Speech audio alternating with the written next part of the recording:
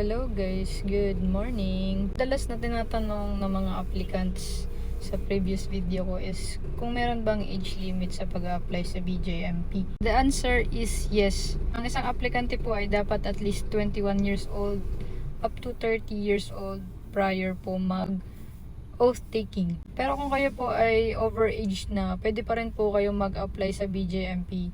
Ang magiging disadvantage lang po nun ay least priority kayo na kunin sa quota. Pero huwag kayo madi-discourage kasi pwede naman kayo makuha kapag nag-under quota yung isang region. Kagaya nung classmate ko sa training center, 35 years old na siya nung nag-training kami. And 13 years siyang nag-a-apply sa uniform service. Baka itatanong nyo din, paano ba kumuha ng age waiver? So, tinanong ko na yan sa kanya. So, yan guys, para meron kayong reference. Ito yung tinanong ko sa kanya. Kuya, good eve. Ask ko lang, paano naging process mo sa age waiver dati? Baka tanda mo pa kung paano.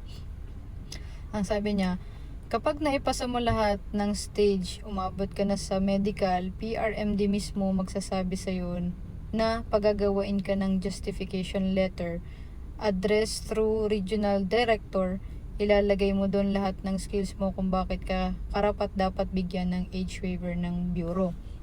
Pero yun nga, sabi niya, less priority ka kapag ganun. Panalangin na lang ng aplikante ma-under quota. Sabi ko, so regional office po pala ang nagbibigay. Ang sabi niya, NHQ nagbibigay, pero kung saan ka applicant, dun muna i-address sa regional director. So kung kayo po ay overage applicant, dapat kilala nyo po ang regional director ng regional office na ina-applyan nyo. And huwag kayo madi-discourage na mag-apply kasi kita nyo nga si classmate 35 years old na. Yun lang, apply ng apply, banat lang ng banat, hanggat pwede pa.